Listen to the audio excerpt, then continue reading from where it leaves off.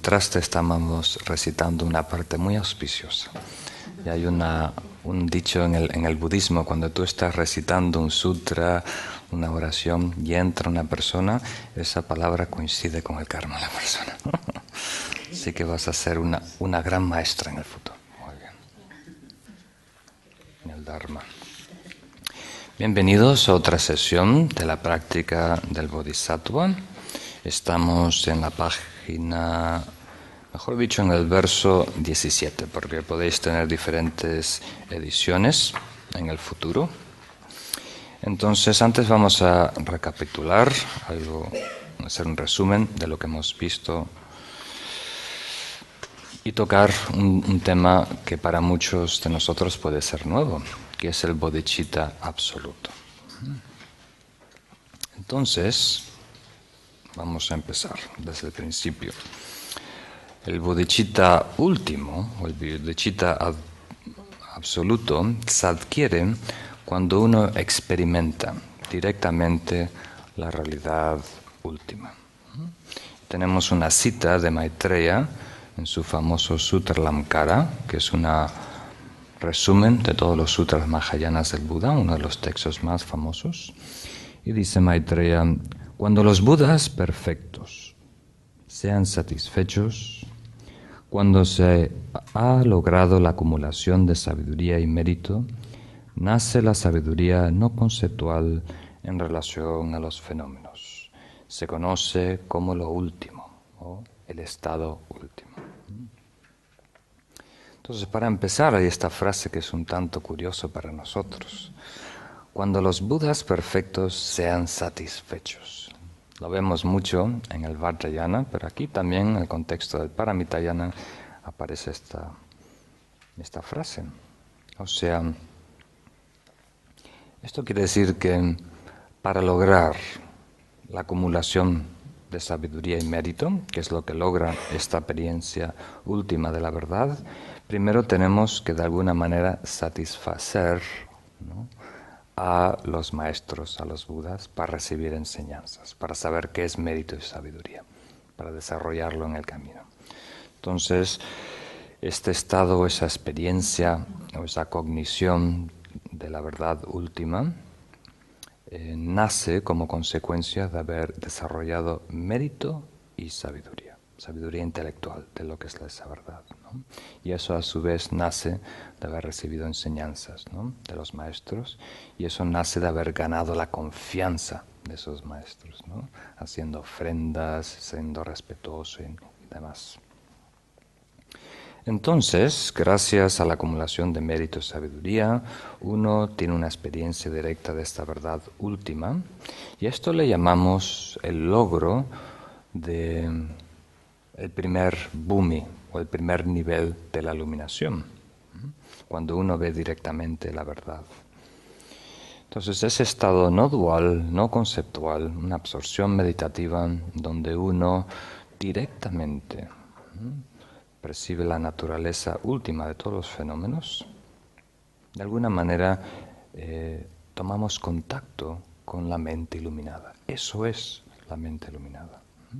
De ahí en adelante el camino consiste en regresar otra vez, una y otra vez, a ese estado de iluminación, para que vaya poco a poco purificando los residuos, ¿no?, kármicos.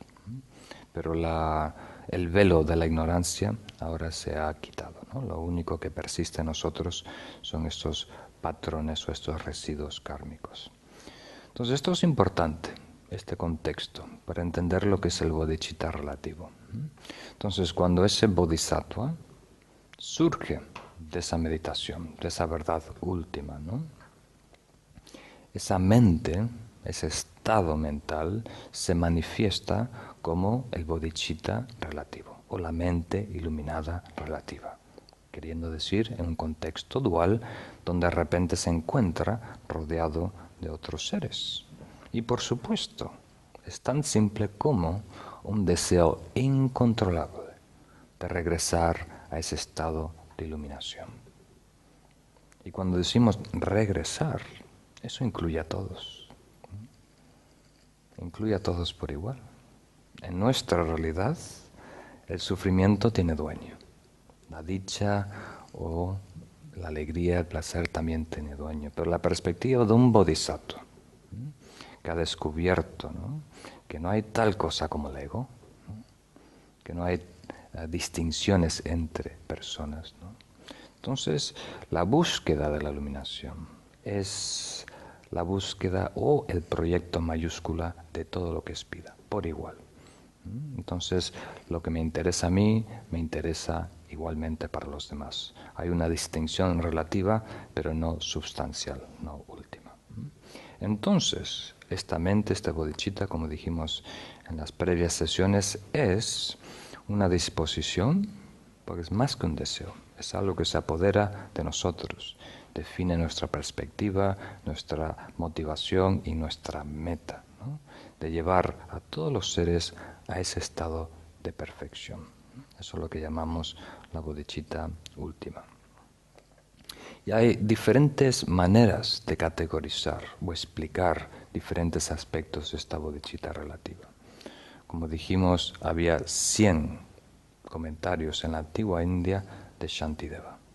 Y en el Tíbet surgieron, por supuesto, muchos comentarios. Entonces nos vamos a apoyar en este curso en la definición de Atisha, ¿no? Atisha, el glorioso Atisha, es uno de los grandes maestros indios responsables de introducir el budismo a Tíbet.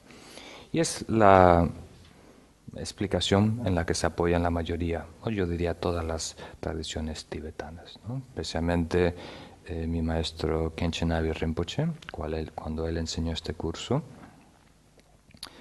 citó a Atisha diciendo que el bodhicitta relativo tiene dos aspectos: el bodhicitta aspirante, ¿no?, el que aspira, y el bodhicitta emprendedor, ¿no? Y la distinción, la definición entre estos dos aspectos, que aparece en el texto, como habíamos visto en el verso 15 y 16, es: el bodhicitta aspirante se enfoca en el resultado, ¿no? Se enfoca en lograr la iluminación de todos los seres. El bodhicitta emprendedora,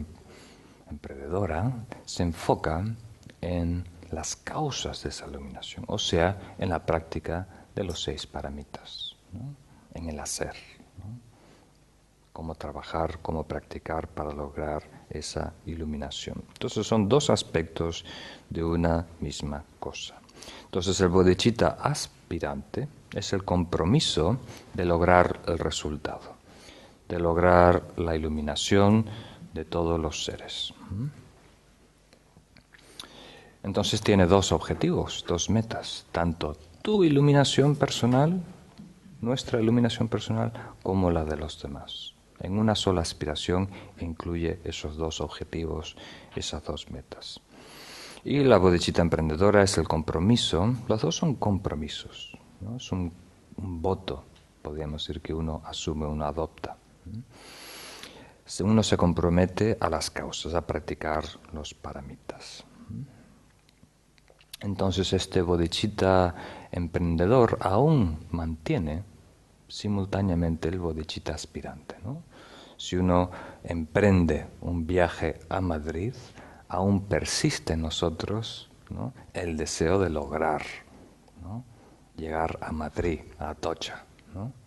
Una cosa es involucrados en el hacer, en el viaje, poner gasolina al coche, ver las ruedas y demás, y uno retiene, ¿no?, ese deseo último de lograr, en este caso, la iluminación. Muy bien, eso es lo que hemos visto brevemente en la sesión anterior. Y ahora vamos a empezar en el verso número 17, aquí en la página 55, si tenéis esta edición. Entonces aquí, entre el 17 y la 19, vamos a ver los beneficios del bodhicitta, tanto de aspiración y de emprendedora, ¿no? La bodhicitta como aspiración produce grandes frutos, incluso estando aún en samsara, pero no da lugar a un continuo flujo de méritos, como sucede con la aplicación de bodhicitta. Entonces mi traducción es un poquito diferente, ¿no? Entonces, la bodhicitta como aspiración, aquí es la bodhicitta aspirante, y la última es la bodhicitta de aplicación o bodhicitta emprendedora, o que emprende. Entonces, queriendo decir que solo con este primer compromiso de lograr la iluminación para nosotros y para los demás, solo eso produce, de acuerdo a los comentarios, un estado sublime, el estado más elevado que se puede conquistar en este universo tangible, el estado de Brahma, ¿no? O el estado del Chakravartin. Chakravartin es algo que vais a ver muchas veces, representa un emperador, un rey universal, ¿no? O sea, las mejores condiciones en este samsara uno las puede lograr con este deseo de lograr la iluminación de todos los seres, porque de alguna manera nos ajustamos a la verdad, nos acoplamos o nos armonizamos con la verdad de todas las cosas. Pero aún no fluye el mérito, esa torrente de mérito, como el bodhicitta emprendedora. Y ahora en el 18 y 19 vamos a hablar un poquito de ello. Pues desde el mismo momento en que alguien asume la bodhicitta, con una determinación irreversible de liberar completamente a los seres infinitos, aunque esté distraído o dormido, el poder de sus méritos crece de un modo abundante y continuo e iguala al espacio infinito. Entonces, el resto de los versos va a ser un poco de una justificación, una manera de comprobar que esta proclamación es cierta, porque aquí son palabras muy fuertes, muy elevadas, ¿no? Entonces, primero, el compromiso irreversible de nunca alejarse de cultivar los 6 paramitas. Entonces, aquí en el 18 y 19 estamos hablando del segundo aspecto, ¿no? El bodhicitta emprendedor, ¿no? El que se enfoca en la práctica de los 6 paramitas, para liberar infinitos seres de existencia y también de nirvana. Es importante notar, y algunos de vosotros que habéis tomado el último curso de los 3 yana, sabéis que Mahayana, de la perspectiva del Mahayana, el nirvana estático, ¿no? Disolverse en este estado absoluto no es algo deseable. Deberíamos aspirar a más. Deberíamos desear a desarrollar el Rupakaya, el cuerpo de manifestación que siempre está disponible para beneficiar y ayudar a todos, ¿no? Entonces queremos liberar a los seres tanto de samsara como de nirvana y llevarlos a la perfecta iluminación. Entonces, aún dormidos, aún inconscientes, el poder del mérito de uno aumenta continuamente y se convierte en algo, una fuente inagotable de mérito. Entonces, también es importante notar, ¿no? Si uno no hace el más mínimo gesto de generosidad o de una de las otras paramitas, entonces no hay mérito. Y también uno contrae, ¿no? Como una caída de un voto. En tibetano se usa esta palabra caída, quiere decir uno está de alguna manera rompiendo uno de sus compromisos. Entonces, normalmente en los textos, en las enseñanzas, nos enfocamos en el aspecto positivo, que es enorme, pero también debería mencionar que es algo que tenemos que tomar en serio. No sé si algunos de vosotros habéis leído la autobiografía de Gandhi, ¿no? Y ahí él relata una ocasión en donde él estaba en el norte de la India, apoyando un sindicato, ¿no? Un sindicato que estaba haciendo una huelga muy grande, un gran empresario que no quería subir los salarios y estaba la gente con mucha miseria, con mucha necesidad. Entonces, una huelga general. Y afuera de la factoría estaban todos en el pasto reunidos y bajo un árbol estaba el jefe del sindicato y Gandhi con un micrófono, ¿no? Y Gandhi hablaba del movimiento de la paz, ¿no? Que tenemos que asegurarnos de purificar nuestra alma, de estar unidos, ¿no? Y estaba relatando el poder que él ha sentido en su vida de tomar el voto de ahimsa. Ahimsa es la no violencia, ¿no? Es algo maravilloso, nos acerca, ¿no? a lo que es el bodhicitta aún, pero es algo estupendo, ¿no? Entonces, tan impresionado quedó el líder del sindicato que le dijo a Gandhi, ¿por qué no todos ahora, ¿no? En este instante, tomamos el voto de no violencia, el ahimsa? Y Gandhi dijo, bueno, espera, no vamos tan rápido, ¿no? Porque sí, estoy hablando de esto, todo el mundo está inspirado, pero no funciona así, y te lo voy a comprobar, ¿no? Entonces dijo, invoca una reunión para mañana, a la hora que tú quieres, quedamos mañana y que vengan las personas exclusivamente a tomar el voto de ahimsa. Entonces hicieron el sindicato, todo contento y todo el mundo muy, muy contentos de que iban a tomar el voto de ahimsa, que iba a protegerse en esa vida y por muchas vidas. Y el próximo día, de que habían, yo qué sé, 10.000 personas, ¿sí? El próximo día había 14. Solo vinieron 14 de estas más de 10.000 personas. Y Gandhi dije, viste, te dije que los votos no se deben tomar por un impulso emocional. Tiene que ser algo que uno fríamente lo piensa y de uno de todo corazón se vuelca, ¿no? Para aceptar el voto. Y el camino del bodhisattva y el voto de bodhicitta, ese compromiso también tiene que ser adoptado con cierta madurez. No debe ser un impulso emocional, porque si no, también estamos desfraudándonos, si no podemos por lo menos hacer el mínimo gesto de tratar de mejorar, ¿no? Nadie espera de nosotros que seamos perfectos, que seamos Manjushri o el Buda de la compasión, pero sí, si uno dice de ahora en adelante me voy a dedicar a la iluminación de todos los seres y voy a trabajar en los 6 paramitas para desarrollarme espiritualmente, ¿qué? Cuando alguien te pida perdón, que le des perdón, que si alguien te sobra, que seas generoso y que trates de mejorar tu conducta, tener más paciencia, más entusiasmo, meditación y sabiduría. Entonces eso es importante.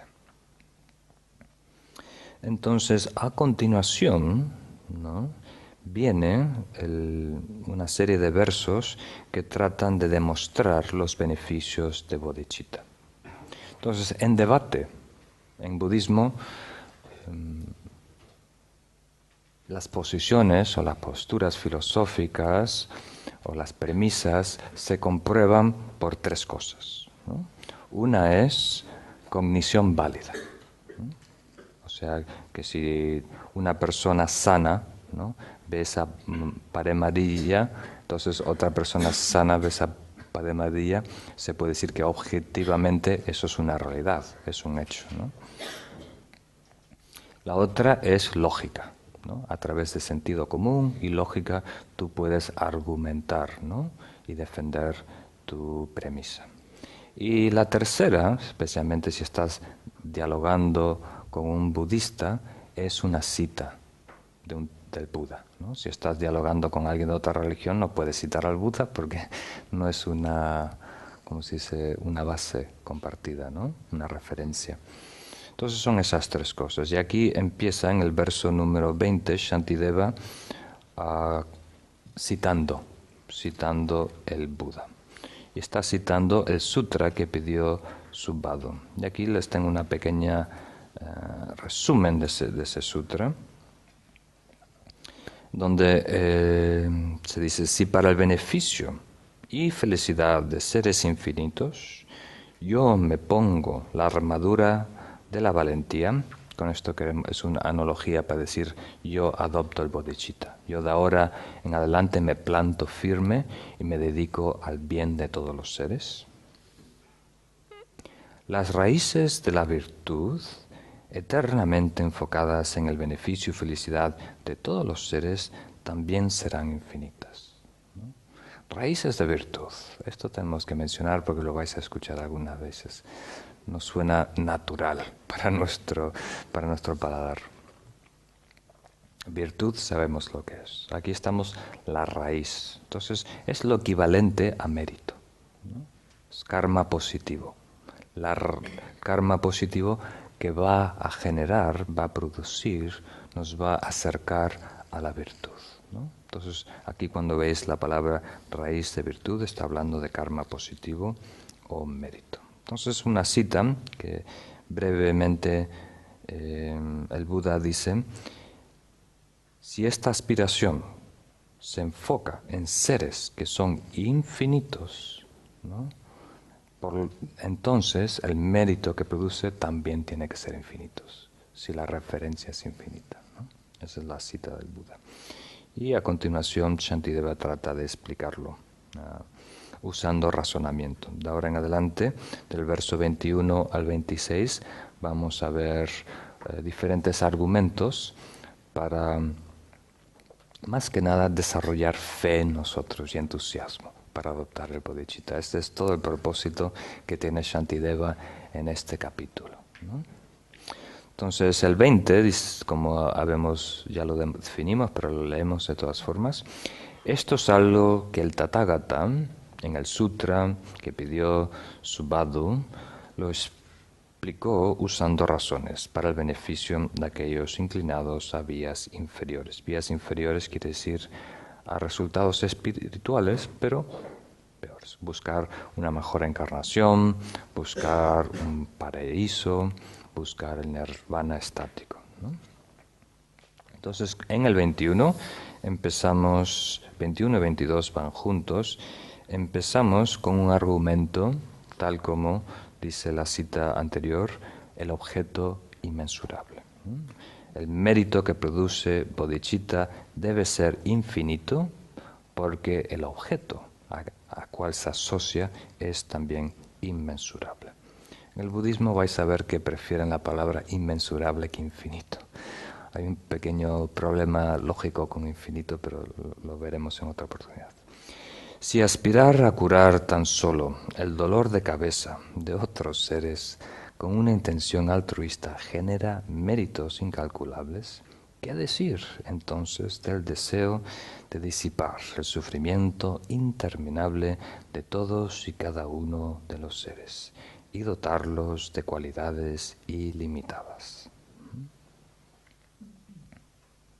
Entonces, no sé cómo cae esto en vuestro oído, ¿no? Aquí es algo muy importante, esta serie de versos, para comprender por nosotros mismos lo que está en juego. El contexto. El contexto es clave.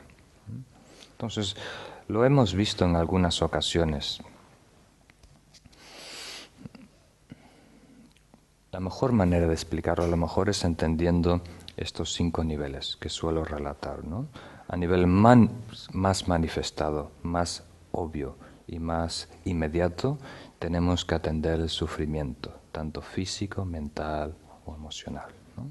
Ese sufrimiento surge de nuestro karma negativo, ¿no? Nuestras acciones físicas, verbales y mentales negativas. Son negativas ¿por qué? Porque nacen de las aflicciones. Si la ira se apodera de nosotros, naturalmente todo lo que hacemos y decimos va a expresar, ¿no? Va a ser tóxico, va a ser palabras que hieren a otras personas, ¿no?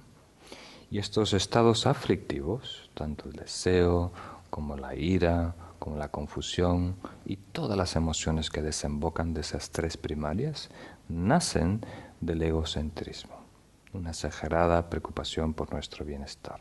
Nosotros somos el eje, el enfoque de este universo. Y ese egocentrismo nace del autoaferramiento, ¿no? De estar aferrados al yo, estar atrapados en el falso yo, la ignorancia primordial. Entonces, imagínate que tienes este mapa.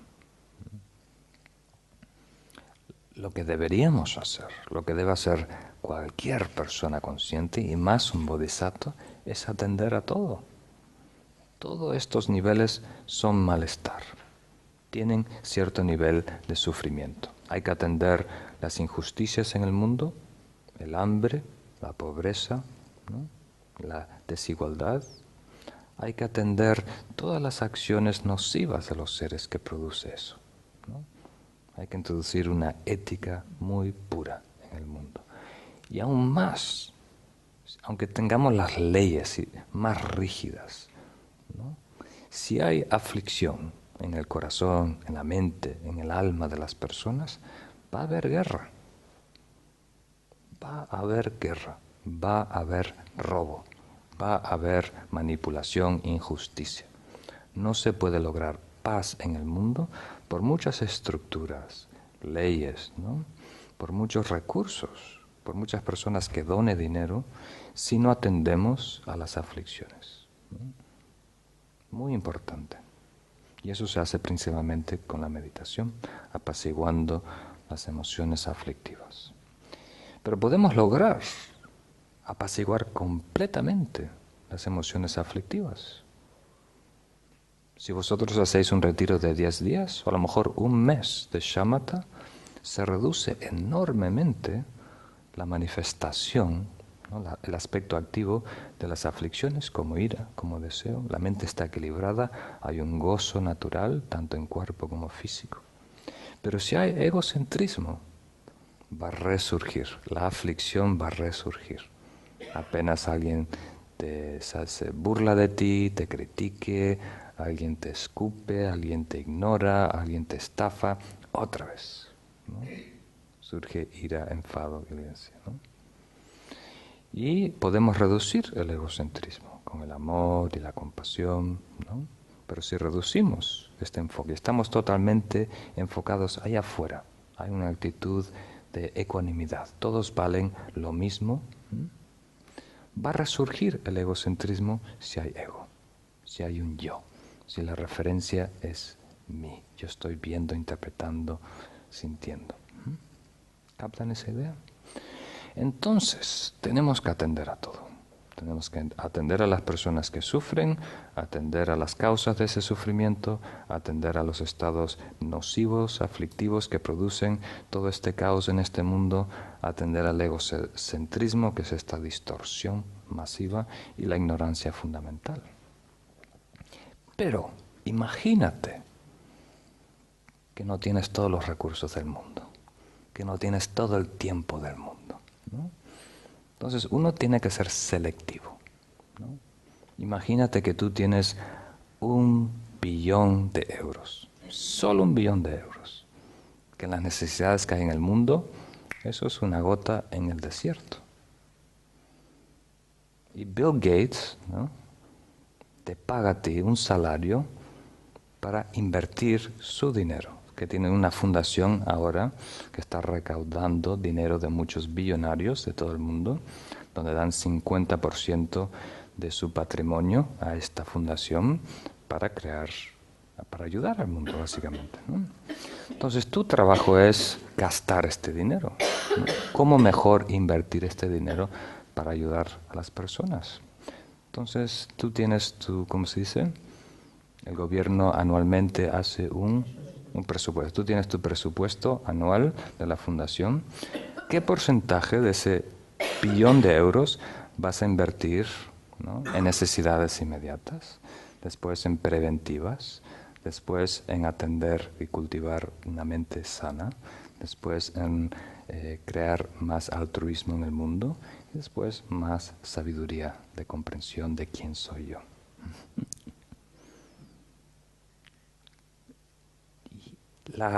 ¿Cómo diríamos? El presupuesto que define a cada persona. Tú leyendo el presupuesto que hace María, Juana, Pepa, Arturo, Fernando, leyendo cuánto porcentaje invierte en cada de estos lugares, puedes definir con mucha precisión qué estado de conciencia tiene Juana, Pepa, Arturo y Fernando.